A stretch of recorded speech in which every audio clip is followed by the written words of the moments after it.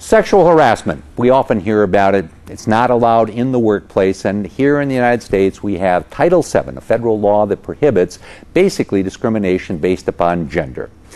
And it also prohibits sexual harassment in the workplace.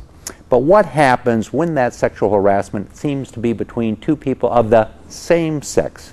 Does Title VII prevent that kind of sexual harassment? Well, it takes us to this week's case.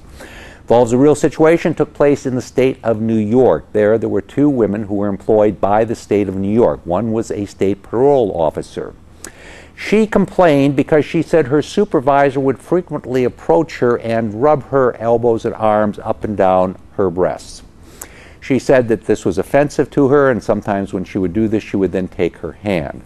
She complained about this and said this basically is sexual harassment. Well, the state of New York argued, no, it's not sexual harassment. I mean, it's the kind of conduct that in our opinion just doesn't rise to the level of being sexual harassment. Well, the woman wasn't at all pleased with it, and she appealed the case. Since this is based on a federal statute, it's a case that's in federal court. So it went up to the Second Circuit of Appeals, and there, what the court did is it looked carefully at this and it said, well, hang on a second.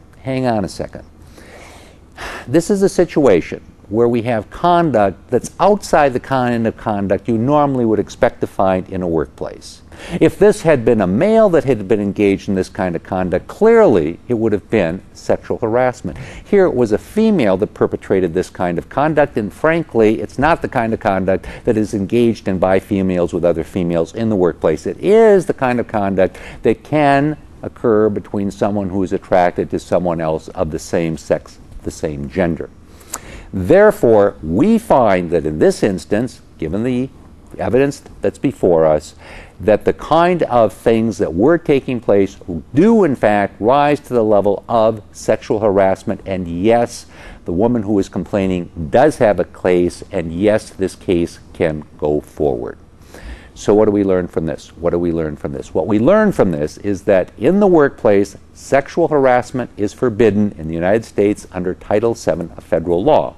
What we also learn from this case is it is not exclusive to sexual harassment between heterosexual individuals. It's not just a man and a woman, a guy who can be basically making moves on a gal, or a gal that could be making moves on a guy. It's not just about that. It's about same-sex harassment, so that if the conduct is such that it would give rise to the belief on behalf of the person who's subjected to it that the individual is in fact making overtures to them of a sexual nature, it doesn't make any difference that that person is the same sex as they are. That can rise to the level of sexual harassment. Okay, hey, we bring you this case as we bring you cases every week, so you know how the law works. I'm David Allen.